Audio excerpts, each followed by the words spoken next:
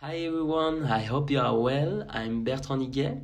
I'm student at ESC Clermont and on exchange at ITESO Universidad de Guadalajara. And today, as part of my study, I'm pleased to present you with a persuasive speech. So I have decided to explain why boredom is important. I left in 2017 to 2018, 1 year to work, volunteer, and of course travel around the world in backpack. And thanks to moments like transits where I crossed the world by plane and continents by bus. Moments without a phone because I didn't have a SIM card. You can't find a Wi-Fi connection from everywhere. Moments of waiting in banks, a land border on the foot, etc. This allowed me to meet, know, and understand the boredom and consider him as one of my best friends. These waiting times allowed me to do a deep introspection of myself, to rest, to push at me, to make wonderful encounters, and allowed me to stay strong by sitting and carrying out my goals. These moments were more and more tasty and precious as the journey progressed. Today, I have returned to the normal life.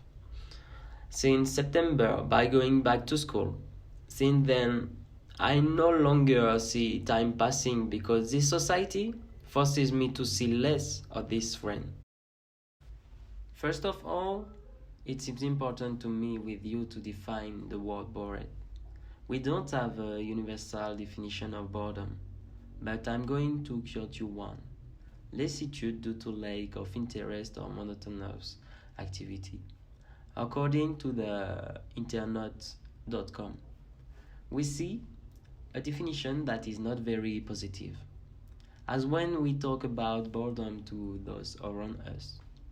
It's not very rewarding and it does not make us think of melancholy, a bad period, laziness, etc.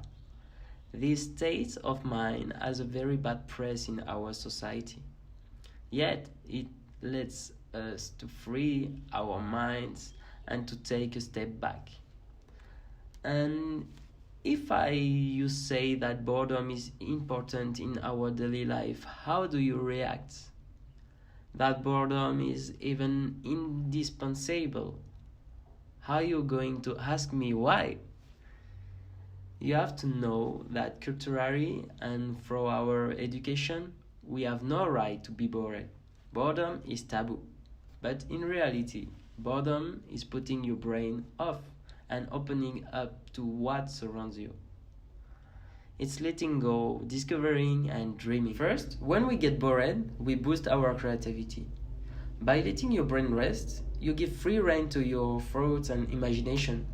In fact, boredom even tends to stimulate our brain. So, to create and learn to create, don't keep yourself busy all the time.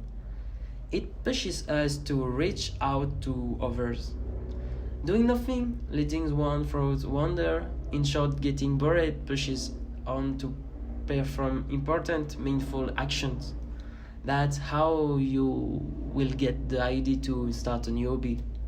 For example, to get involved in an association and thus meet new people. It's good for our morale and our health. By knowing how to let go of our telephones, computer, and so on, we are already learning how to detoxify ourselves from technology. We are stronger, we detach ourselves, and we no longer experience the stress and anxiety inherent when we are unable to check our smartphone. You relax completely, and icing on the cake, you sleep better. It helps you concentrate. By rehabilitating our brain to do only one thing at a time, we are learning to concentrate more deeply and for longer. Not like when we split our attention time because of notification on our smartphone or other distraction. It stretches time. 10 minutes spent doing nothing seems a lot longer than 10 minutes in the middle of something. So getting bored changes our relationship with time. It makes us aware of all the possibility available to us in a 24-hour day. All these virtues have been tested and approved by many scientists around the world. I think the article on boredom, where we learn that boredom can be one of the most positive human experiences as long as it pushes on to overcome the anguish of one's finitude in order to exercise one's creative freedom and meet one's aspirations. Finally, I made a questionnaire about boredom that I shared on my networks. I found it interesting in this period of confinement to have my scientific support with my statistics. My sample represents 115 people of all ages. Among them, only 33% consider it to be positive. However, 73% of them admit that it makes them more creative compared to 27% who say the opposite. To define the intensity of creativity, we can see that boredom gets an average score of 7, 8 out of 10. Many have discovered themselves in cooking, music, and art. However, we can notice that one person bored him and give him a bad idea, drugs, and suicide. I hope he's still with us today. You can see that there is a conscience. 43% know the virtues of boredom. This is not the majority, but it's interesting to know that a large part is aware of its virtues. So we can still see that boredom is not a problem after this questionnaire.